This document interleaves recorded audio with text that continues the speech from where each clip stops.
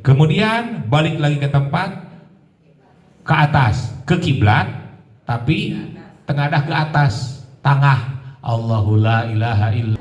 Gini aja sama tangan. Ini innalladzi faradu alaikal qur'ana faradduka ila ma'ad. Gitu, pakai tangan, pakai telunjuk.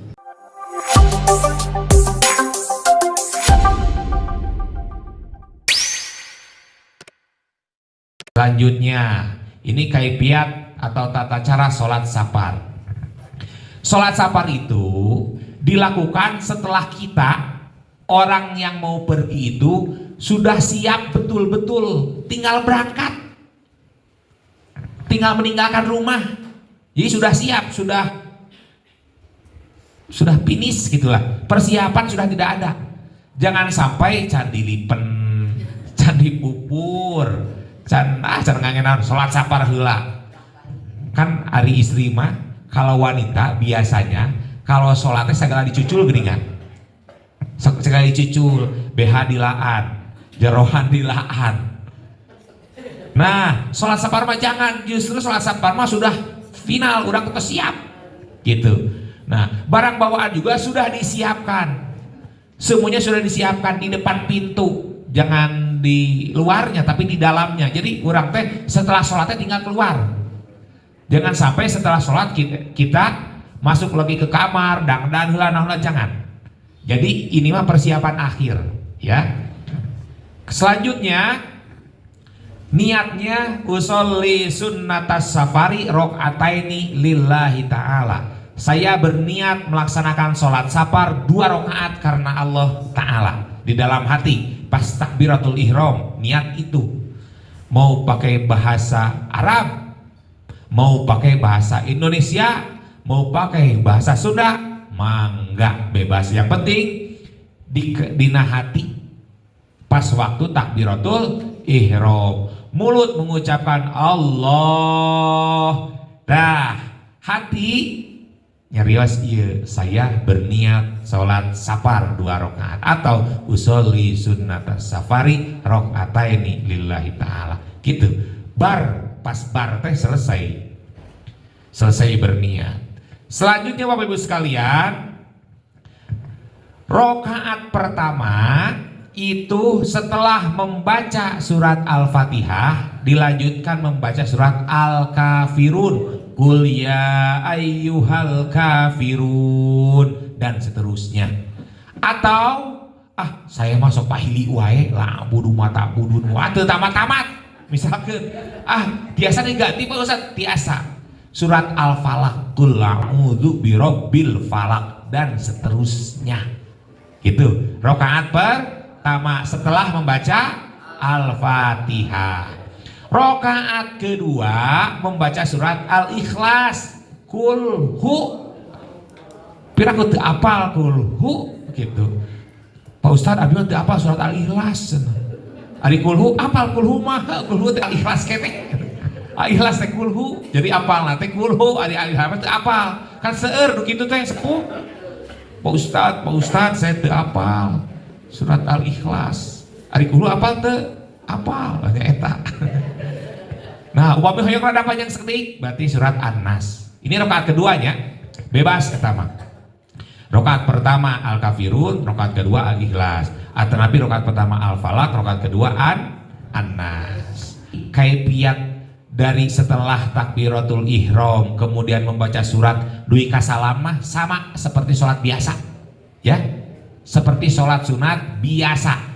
Setelah salam, kemudian orang tersebut berdiri dari tempat sholat asalnya, assalamualaikum, kemudian dia berdiri untuk apa? Untuk membaca ayat kursi sebanyak 7 kali. Ayat kursi yang pertama dia itu menghadap ke kiblat, kan terus beres salam, assalamualaikum, hadap langsung baca Allahu la ilaha. Ieuna kela ieuna si matana pandanganana ke depan. Jadi salam langsung hadap, Allahu la ilaha illa huwal hayyul qayyum sampai selesai. Itu yang pertama dari 7. Yang kedua, malik ke kanan, ke barat, kan kiblat itu barat. Jadi tadi itu. Jadi abis nyontok benar kapal dia kan ya. Ini taruhlah itu kiblat. Kemudian malik ke kanan. Allahu la ilaha illa huwal hayyul qayyum sampai selesai. Kemudian membelakangi kiblat. Baca yang sama ayat kursi. Allahu la ilaha illa huwal hayyul qayyum sampai selesai. 3. Selanjutnya ke arah sebaliknya. Allahu la ilaha sampai selesai. Kemudian balik lagi ke tempat, ke atas, ke kiblat, tapi tengadah ke atas, tengah. Allahu la ilaha illa huwal hayyul qayyum sampai selesai. Sabarata? 1, 2, 3, 4, 5. Kemudian ke bawah.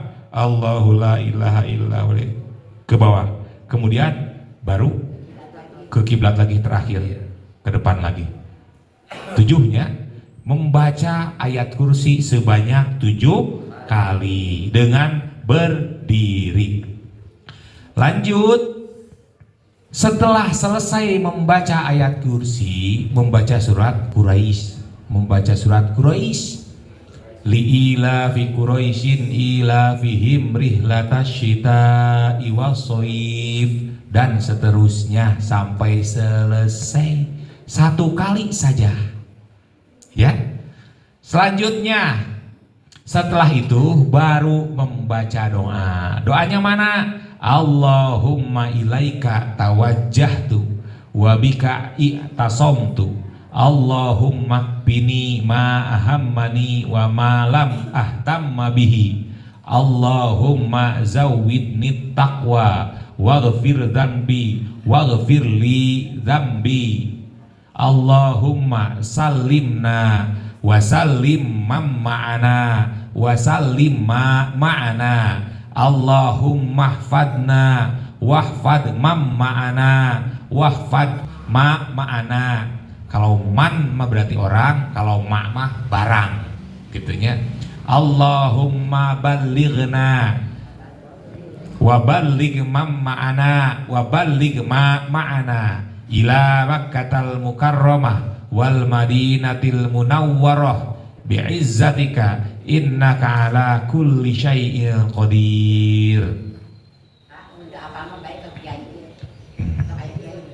Selanjutnya Bapak Ibu sekalian kemudian berjalan ke pintu dan menulis pada daun pintu bagian luar dengan ujung jari ayat innalladzi farada 'alaikal qur'ana laradduka ila ma'ad di daun pintu. Artinya setelah kita selesai membaca doa, itu di pintunya membaca doa, kemudian ambil koper Bapak keluar.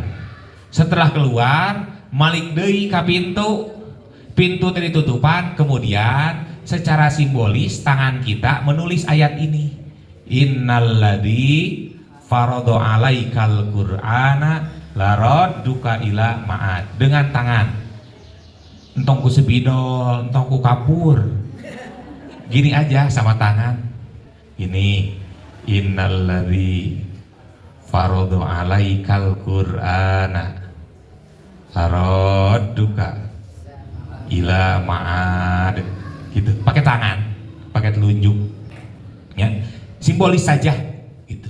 Nah kemudian setelah itu Bapak Ibu sekalian berbalik menghadap keluar, membelakangi pintu. Kan tadi sudah menghadap pintunya mau nulis, balik lagi membaca doa ini, alhamdulillahilladzi hadani bil islam wa arsyadani ila adai manasiki hajjan bi baitihi wa mu'tamiran bi masyairih. Allahumma sholli ala nabiyil ummi wa ala alihi wa ashabihi ajma'in. Bismillah amantu billah, bismillah tawajjahtu lillah, bismillah i'tasamtu billah, bismillah tawakkaltu 'ala Allah, la haula wa la quwwata illa billahil aliyyil azim. Nah, Bapak Ibu sekalian, perlu Bapak Ibu sekalian ketahui bahwa sholat safar itu hanya diperuntukkan bagi orang yang mau bepergian. Ya, kebanyakan yang dilakukan oleh kita teh karena keawaman kita, karena keterbatasan ilmu kita. Seringkali sholat safar itu diserahkan ke Pak Ustadz, urang jadi makmum. Sedangkan Pak Ustadz teh mau kemana-mana. Urang nak nobo bepergian jadi makmum, nah imam nak mau kemana-mana. Jadi joki eta mah, calo, terang calo. Garut, terus naik, mah teh ka Garut, dicingreun terminal. Calo eta mah. Nah, sebaiknya jangan begitu. Jadi harus dipaksakan sendiri karena memang orang yang mau berangkatnya. Itu yang pertama. Yang kedua, tidak disunnahkan berjamaah karena bukan sholat sunat yang disyariatkan berjamaah. Jadi walaupun bapak sama ibu berangkat, sholatnya masing-masing. Upami doanya mah teu naon, bareng-bareng oke, kompak gak apa-apa bagus. Tapi sholatnya masing-masing. Gitu. Bapak sholat, ibu sholat, munfarid masing-masing. Walaupun ininya bareng, ngarendeng, atau tapi jika anu ngamakmum, tapi sholatnya masing-masing karena bukan sholat yang disyariatkan untuk berjamaah. Gitu. Bisi lamun orang berjamaah kayak makin mengganas orang yang menghujat kita bid'ah tuh, kermah bid'ah, yuk tamahan ku bid'ah, jadi bid'ah pisan bisi gitu. Jadi intinya silahkan Bapak Ibu sekalian melaksanakan sholat sendiri-sendiri, berdoanya bareng-bareng yang pertama. Yang kedua, jangan memakai jasa imam kalau imamnya tidak bepergian. Cukup kalau memakai jasa mah ngadoana we, ngadoana mah ku Pak Ustad. Oh bagus itu mah. Tapi sholat nama orang berdua, suami istri.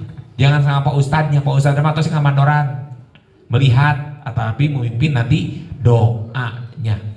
Lalu bagaimana sering ada kejadian seperti biasanya di komplek-komplek yang mana ada pelepasan dulu sama Pak RW di DKM, di masjid komplek misalkan. Di komplek ini ada jamaah haji yang mau pergi hari ini sebanyak 10 orang.